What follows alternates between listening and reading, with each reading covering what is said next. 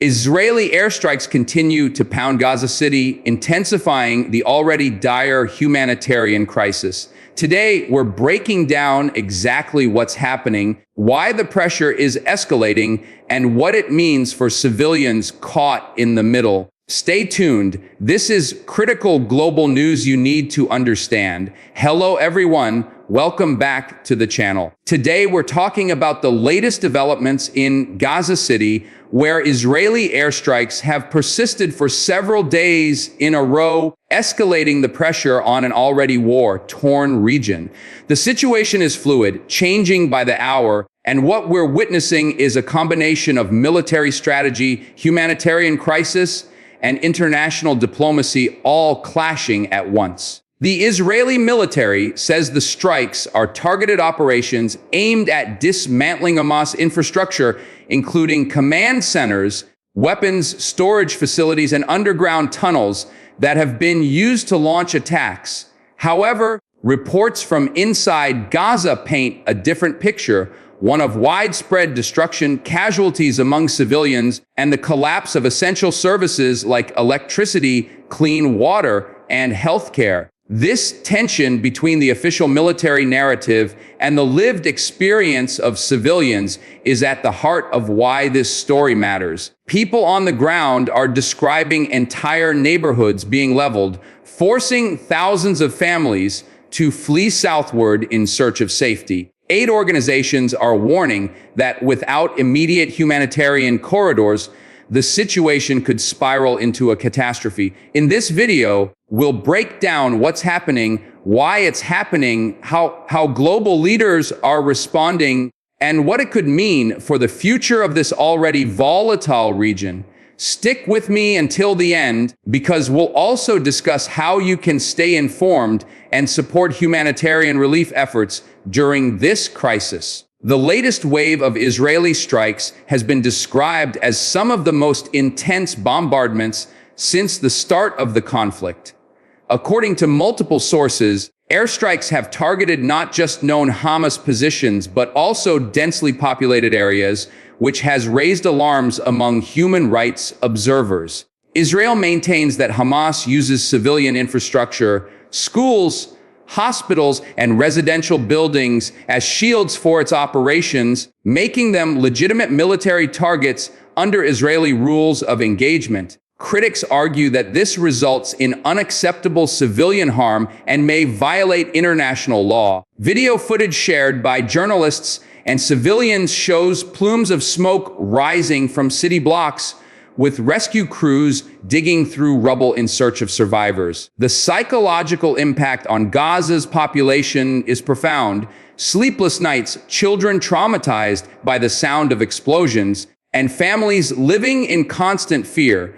These strikes are also hitting critical infrastructure, meaning power outages are becoming longer and more frequent. Communications are being disrupted, and hospitals are operating at overcapacity with dwindling supplies. This level of sustained military pressure is not only aimed at weakening Hamas, but also at compelling a shift in Gaza's political and security environment. Whether that strategy will work is a matter of debate, but what's clear is that civilians are paying the heaviest price. This is why international calls for a ceasefire have been growing louder, with diplomats warning of a worsening humanitarian catastrophe if the situation doesn't de-escalate soon. One of the major elements driving this escalation is the strategic importance of Gaza City itself. As the largest urban center in Gaza, it's considered the heart of Hamas operations and is home to a network of tunnels and command centers. Israeli officials have repeatedly said that dismantling Hamas military capabilities is a prerequisite for ensuring security along Israel's southern border. But Gaza City is not just a military target. It is home to hundreds of thousands of civilians who cannot easily evacuate.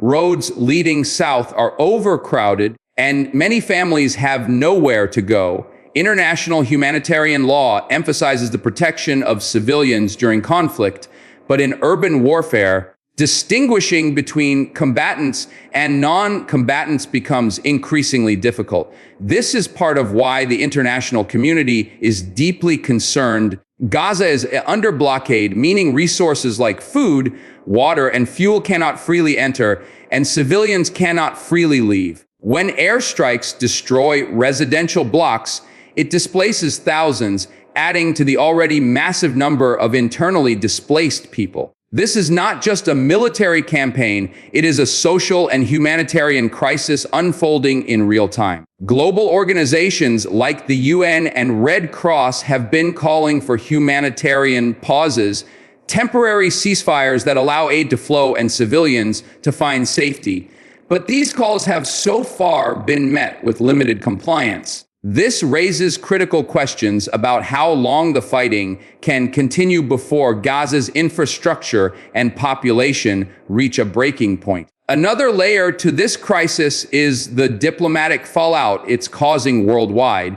Governments across Europe, the Middle East, and beyond are weighing in, some supporting Israel's right to self-defense, while others condemn what they see as disproportionate force. The United States, Israel's closest ally, has called for restraint while continuing to supply military aid and political backing. This dual approach, support with caution, is designed to balance Israel's security concerns with the growing global demand for the protection of civilian life. Arab nations, particularly those with large Palestinian populations or historical ties to Gaza, have been vocal in their criticism, accusing Israel of collective punishment. This diplomatic tug of war is playing out at the United Nations, where resolutions calling for an immediate ceasefire have been debated. Some resolutions have been vetoed, revealing the deep divisions among world powers. Public protests have erupted in major cities worldwide, with demonstrators demanding an end to the strikes and greater humanitarian access. These global reactions put pressure on political leaders to act, but the reality is that diplomatic solutions often lag behind the speed of military operations. The longer the strikes continue, the greater the risk that this conflict spills over into a wider regional confrontation. Neighboring countries like Lebanon and Egypt are already watching closely, as any escalation could affect their security and economies. This is not just a Gaza issue anymore. It has become a geopolitical flashpoint with worldwide implications. The humanitarian situation on the ground is deteriorating rapidly. Reports from aid organizations describe hospitals overwhelmed with the injured, many of them children. Medical supplies are running out, from basic bandages to anesthesia, forcing doctors to perform surgeries under substandard conditions. Clean water is scarce, leading to the risk of disease outbreaks, and fuel shortages threaten to shut down the few remaining power generators that keep life-saving equipment running. International NGOs have called this one of the worst humanitarian crises of recent years. The population of Gaza is largely trapped, unable to flee the enclave because of border closures and blockades. This creates a situation where people are both under fire and unable to escape, something human rights groups argue is unacceptable under international humanitarian law. Food insecurity is another major issue, with bakeries unable to operate and supply chains completely disrupted.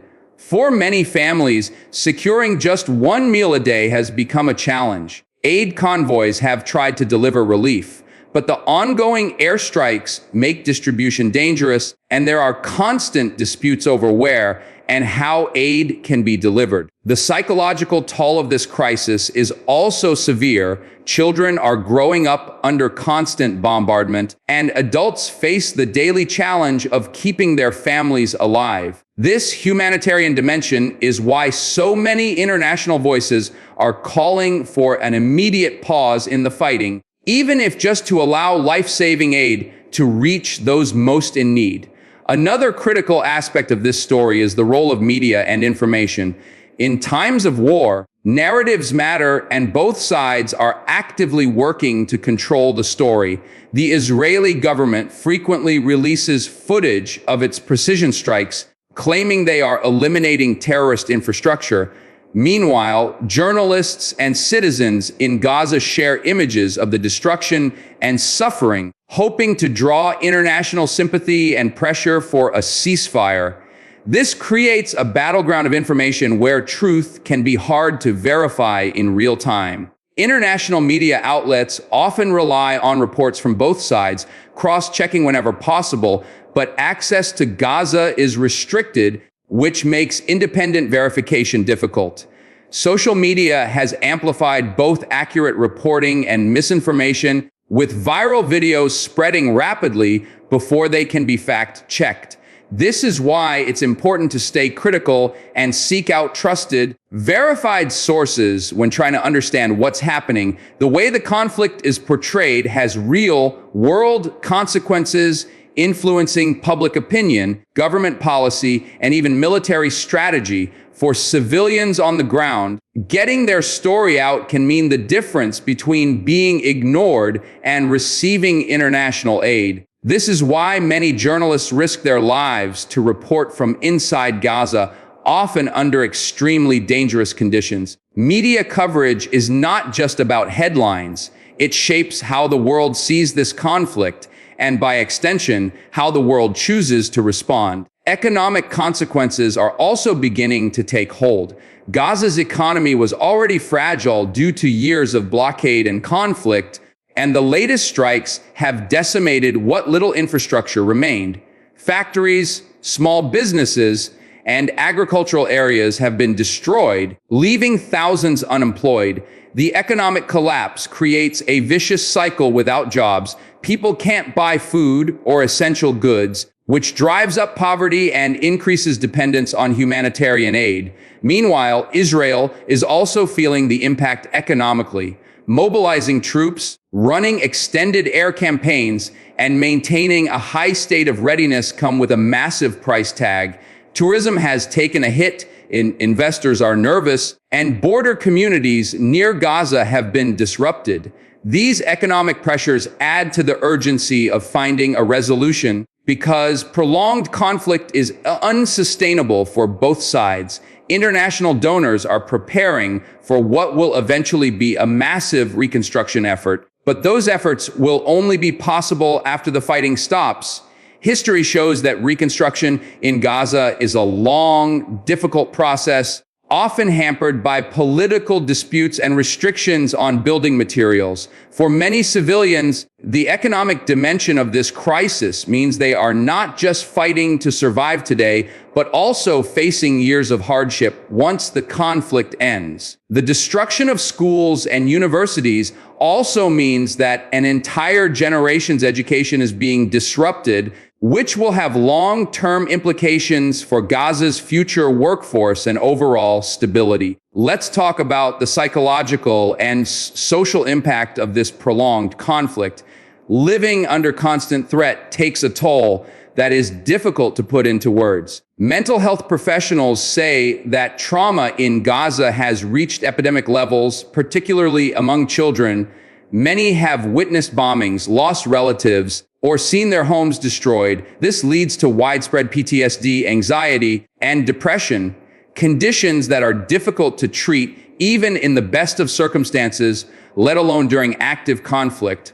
Social cohesion is also fraying, with families displaced, communities broken apart, and normal life completely disrupted. Weddings, schools, and public gatherings are either canceled or moved underground to avoid risk.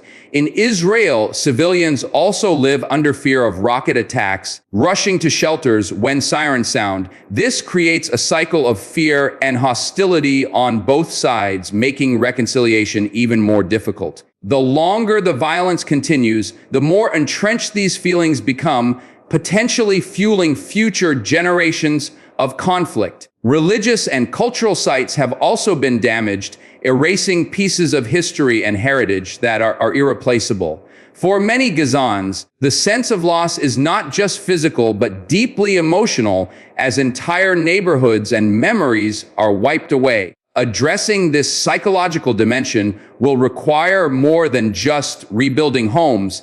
It will require long-term programs to heal the trauma, something that humanitarian groups are already planning for but cannot implement until the fighting stops. International pressure is mounting, and that could play a decisive role in what happens next. Countries like Turkey, Qatar, and Egypt are actively mediating behind the scenes, trying to broker at least a temporary truce. The European Union has issued multiple statements calling for humanitarian access and an end to indiscriminate violence. Even within Israel, there are voices urging the government to consider diplomatic solutions alongside military ones, recognizing that a purely military approach may not bring lasting peace. The Biden administration in the United States is under growing domestic and international pressure to push for a ceasefire, especially as images of civilian suffering circulate worldwide. At the same time, Israel argues that halting its operations prematurely would leave Hamas capabilities intact, potentially leading to future attacks. This is the central dilemma: security versus humanitarian relief. Diplomacy is often slow, but each passing day without a ceasefire means more lives lost and more destruction. The outcome of these diplomatic efforts will shape the next phase of this conflict. If successful, they could open the door to longer-term negotiations that address the root causes of the violence. If they fail, we may see an even deadlier phase of fighting that could draw in other regional actors and escalate into a much larger war. The next few days and weeks will be critical in determining which path is taken. So where does this leave us? The situation in Gaza City is one of the most pressing humanitarian crises in the world right now, and it shows no signs of stopping. Israeli strikes continue. Hamas remains active, and civilians are bearing the brunt of the conflict. This is not just a regional issue, it's a global one, affecting international politics, economics, and human rights. As we watch these events unfold, it's important to stay informed and not become numb to the suffering just because it feels far away. Every statistic you hear, every number of casualties or displaced persons represents real human lives. The international community is at a crossroads. It can either push harder for peace and humanitarian relief or risk allowing the cycle of violence to continue unchecked. For those of us outside the region, we can play a role too by raising awareness, supporting verified humanitarian organizations, and pushing our governments to advocate for the protection of civilians. The more informed and engaged we are, the better chance there is for meaningful change. If you found this breakdown helpful, don't just click away. Take a moment to reflect on what you can do to help.